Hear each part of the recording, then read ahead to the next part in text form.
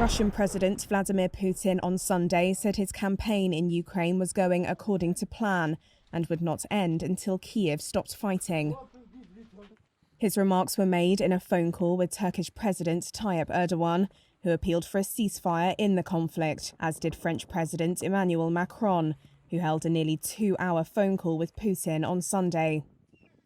Nearly 1.5 million people have fled in what the UN calls the fastest-growing refugee crisis in Europe since World War II.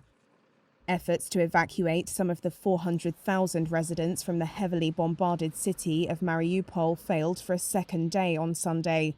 The Ukrainian coastal city has endured days of shelling, trapping people without heat, power and water.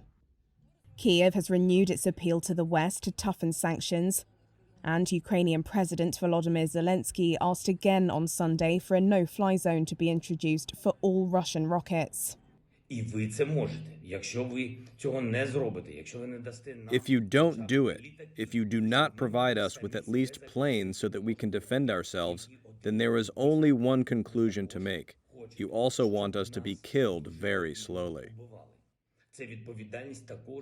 He added that Russia was preparing to bombard another southern city, Odessa.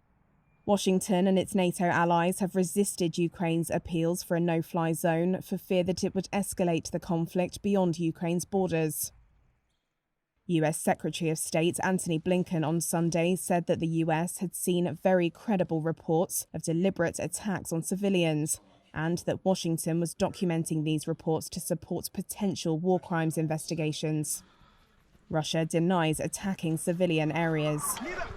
The West has ratcheted up sanctions and scaled up efforts to rearm Ukraine, sending in items ranging from Stinger missiles to anti-tank weapons.